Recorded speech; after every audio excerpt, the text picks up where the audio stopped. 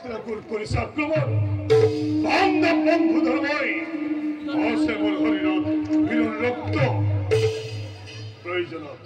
নিজ রক্ত প্রদানীর জননী জন্মভূমি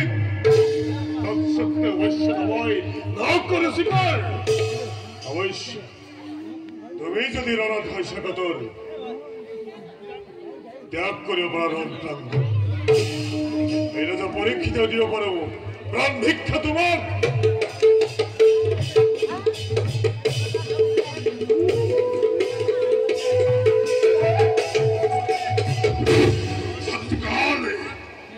যুবরাজ করে কত চেষ্টা করিল কিন্তু আজকের যুদ্ধে জয়লাভ করিব নইল সেই ছন্দ পেলে সকলেই আমার কত সহস্রকে করিলে পরাজিত পরাজয়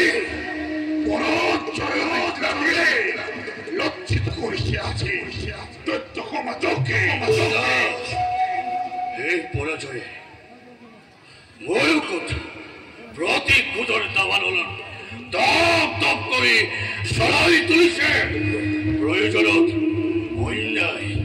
অন্যায় ভাবে যুদ্ধ করে হলেও রাজ্য জয় করে অন্তত রাখিব লাগিব দৈত্যৰ বিদ্ৰোহ। নহয় ভাই এই ছন্দখিনি জীৱিত থকালৈকে যুদ্ধত জয়লাভ কৰাটো অসম্ভৱ। যুৱৰাজ ইয়াৰ কিবা এটা উচিত পৰামৰ্শ আপুনি দিয়ক। যুৱৰাজ দিয়ক। দৈত্যেশ্বৰ কিছু সময়ৰ পূৰ্বে গুপ্তচৰৰ মুখে পাইছো সম্ভেদ কালিলৈ পূৰ্ণিমা ব্ৰত পালনৰ বাবে হস্তিনাপতিয়ে যুদ্ধ স্থগিত ৰাখিছে। এই সুযোগ অন্যায় ভাৱে হলেও চন্দ্ৰসেনক কিন্তু বধ কৰিব পাৰি।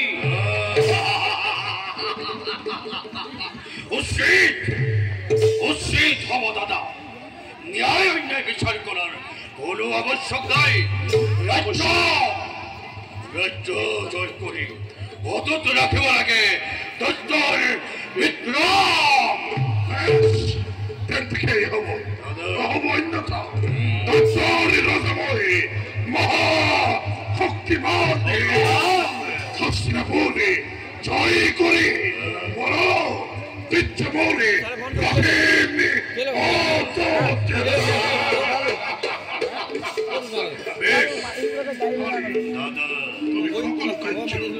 সঠিকভাবে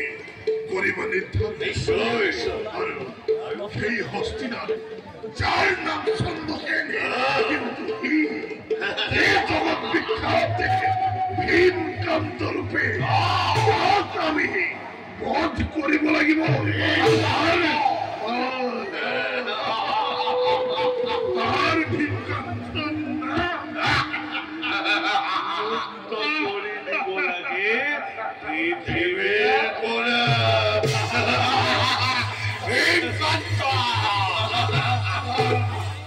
ষড়যন্ত্র মূৰ্খ দৈত্য তোমালোকে যিমান ষড়যন্ত্ৰ কৰিছা এই সকলোবোৰ কলিৰ কুপচক্ৰান্ত কলিৰ চক্ৰান্তৰ ৰংগশালাৰ মহাসমৰত তোমালোক কেৱল একোজন সৈন্য বিশ্ব মহাসমৰৰ মহানায়কে কেৱল কলি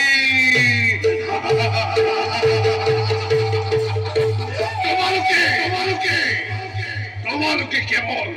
মোৰ পথৰ দকে পৰিষ্কাৰ কৰিছা আৰু মই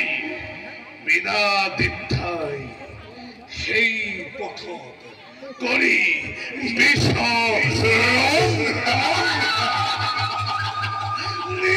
লক্ষ্য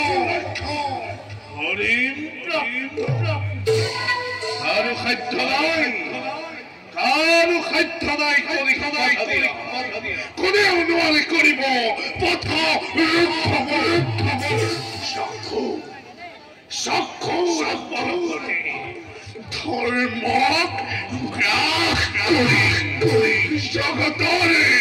শ্ৰেষ্ঠ মহত্তম ৰূপে ভাগ্য বাঁচিব ধৰাৰ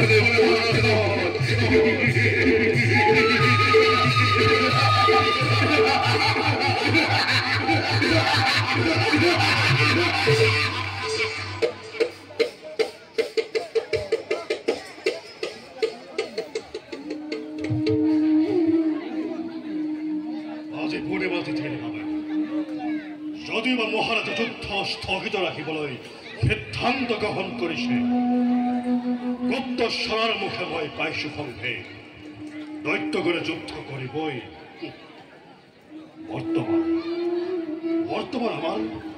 সৈন্য সংখ্যাও কমি আহিছে। কুমাৰ জন্মেজয় সৈন্যলৈ শিবিৰৰ পৰা উলটি অহাৰ পূৰ্বে মই মোৰ যুদ্ধ কৌশল ৰচনা কৰিব লাগিব। দৈত্যগণে কেতিয়া কি ষড়যন্ত্ৰ কৰে তাৰ কোনো ঠিক নাই। তাৰ প্ৰত্যুত্তৰ দিবৰ বাবে মই প্ৰস্তুত থাকিব লাগিব। প্ৰস্তুত থাকিব লাগিব।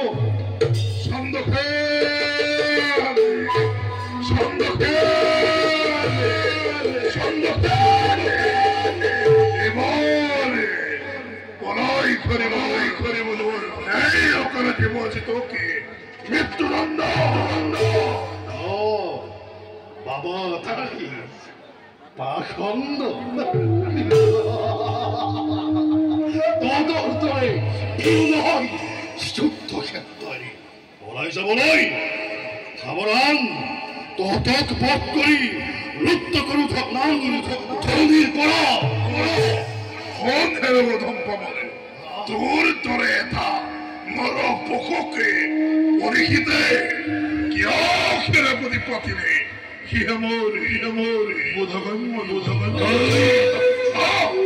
আজি তোক বোধ কৰি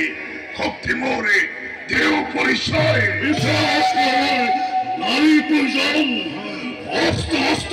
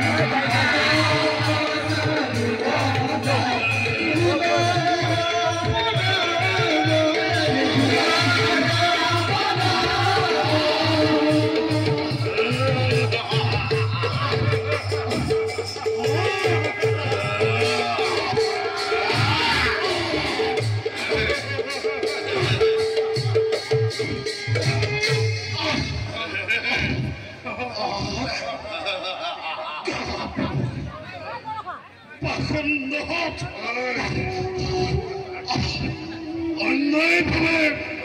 কৰি থ'বলৈ পুৰুষালীৰ তিনি পৰিচয়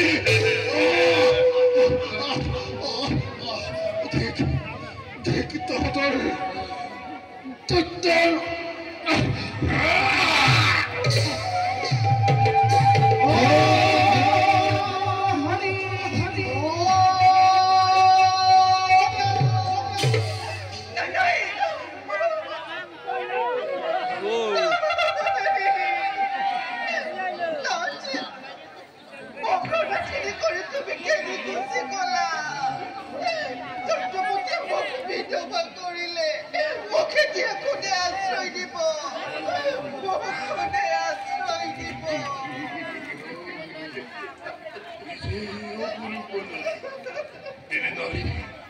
মানৱৰ উৎপত্তি সমন্বয়ে এই নাৰী তত্ত্বচৰণী কাম্য মই এই নাৰীকে ৰূপে গ্ৰহণ কৰিম যাৰ বাবে মহাৰণৰ কৰিলো সূচনা সেই অমূল্য ৰতনে বাৰু বেজাৰ কৰিলৈ কেনেকৈ সহ্য কৰোঁ নাই নাই এই ৰমণীক মই আশ্ৰিত কৰি অতি সোনকালে ভাজ্যৰ পিত হ'ম কৰিবই লাগিব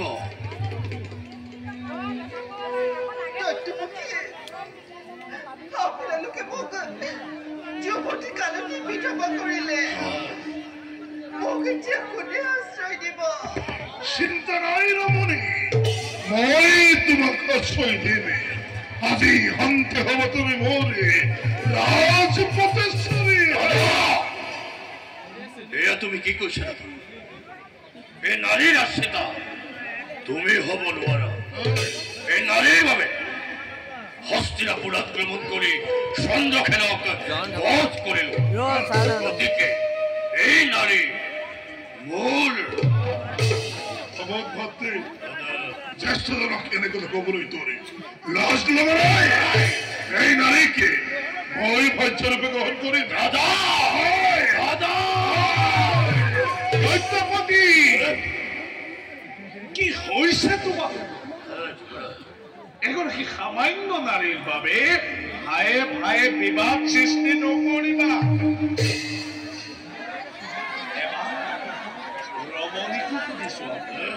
এবাৰ ৰমণীকো সুধি চোৱা তেওঁ বা কাক স্বামী বৰণ কৰিব কোৱা কোৱা ৰমণী তুমি দুয়োজনৰ ভিতৰত কাক স্বামী বৰণ কৰিবা শক্তিমন্ত জনকে মই মোৰ স্বামী ৰূপে কৰিব পাৰোঁ শক্তিমন্ত দুয়োজনৰ ভিতৰত এতিয়া ভাবিলে কি হ'ব শক্তিৰ পৰীক্ষা দিয়া শক্তিৰ পৰীক্ষা দি উপযুক্তজনে ৰমণীক কৰা গ্ৰহণ ব্ৰহ্মতালতে দংশন কৰিলি মই তথ্যৰে অধিপতি তই মাত্ৰ মোৰে তলতীয়া তোৰ নিচিনা পাপীয়ে ৰমণীৰ আশা কৰে মই পাপে ভাতৃ আশা কৰা ৰমণীক ভাজ্যৰূপে প্ৰভাৱ বিচাৰো তোতকৈ পাপি জানো আছে কোনোবা দুবাহুৰ বলতে তই আজি দৈত্যৰ অধিপতি তোৰ ভাতৃ তই মোৰ ভাতৃ নহয় এটা কাল সৰ্প মাথো অতদিনে গাখীৰ খুৱাই মই ভাব পঢ়িলো আজি তাৰেই প্ৰতিদান স্বৰূপে মৃত্যুদণ্ড তোকে দেহ পুৰস্কাৰ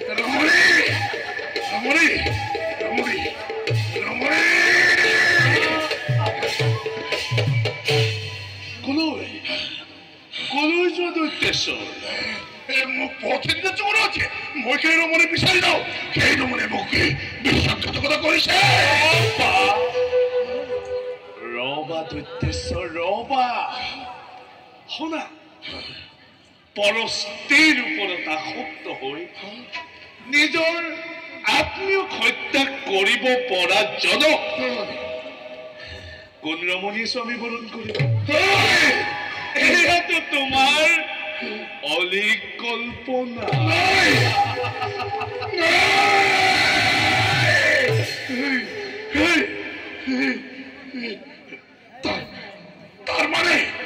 তার মানে প্রবঞ্চ কি তুমি তুমি তুমি এই মুখী এই কার্যর ভাবে উচ্চতাই দিলা সদা দৈত্যেশ্বৰ পূৰ্বতে ভগৱান শ্ৰীকৃষ্ণক কৰা প্ৰতিজ্ঞা অনুসাৰে তোমালোকৰ মাজত বিবাদ সৃষ্টি কৰাই তোমালোকৰ অমৰত্ব সমবৰ মই কৰিলো দেখি আৰু এই কলিৰ দ্বাৰাই নানা অধৰ্ম কৰিলো তুমি হয়তো পাহৰি গলা দৈত্যেশ্বৰ প্রতারণা প্রবঞ্চনা আর বিবাদ সৃষ্টি করাতে তো কলির প্রধান ধর্ম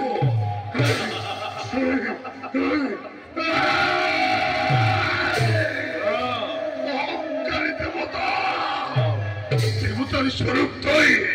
দিলেও দেবাই আজ মুখপথ করে মাতৃহত্যার খুব করে বলতে মারণে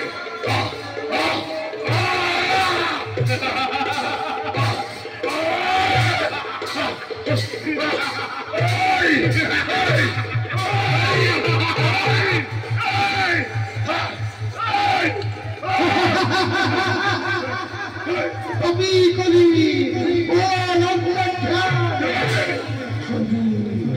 বল অন্তর্ধান কলি বল অন্তর্ধান নাই নাই নাই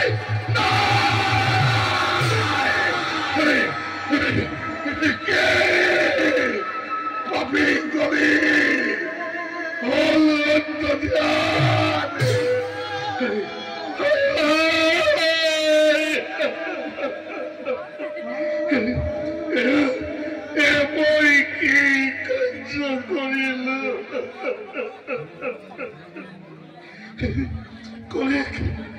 কলির পরিশোধ করিয়া আছি মনে এই অবস্থা কলিক কলিক মনে রাজ্য আশ্রয় দিই হস্তিনাপতির লগতে নিত্য আসরিল নিজে ভক্তিকে হত্যা করি অপরত্র কমপর দেখে কি করিল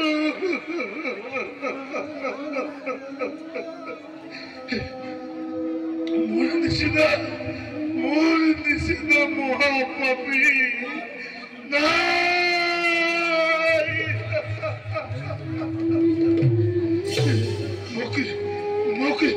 মোক ৰাজ্যখন সম্পূৰ্ণ মতি একোটা লাগে মই ভাবতি চলে যাও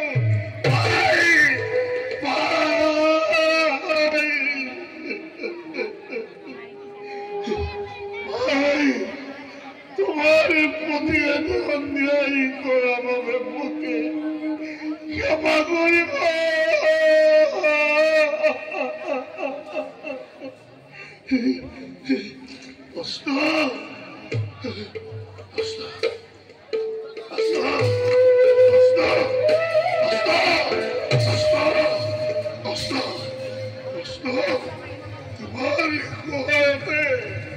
কত রাজ্য জয় করিল আজি তুমি মোর বৈক্ষর খুনিতে পান করে ভুগে ধরার পরা বিদায় দিয়া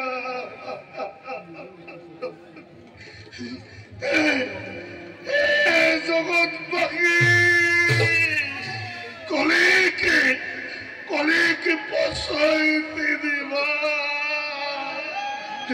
নতুবা তোমার লোকের মোর ধরে একেই হব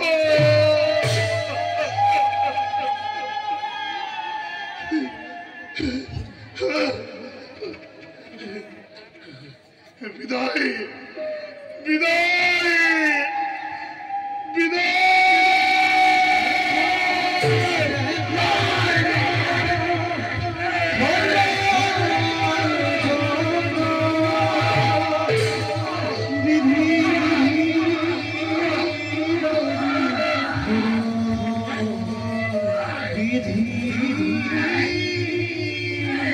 ধীরে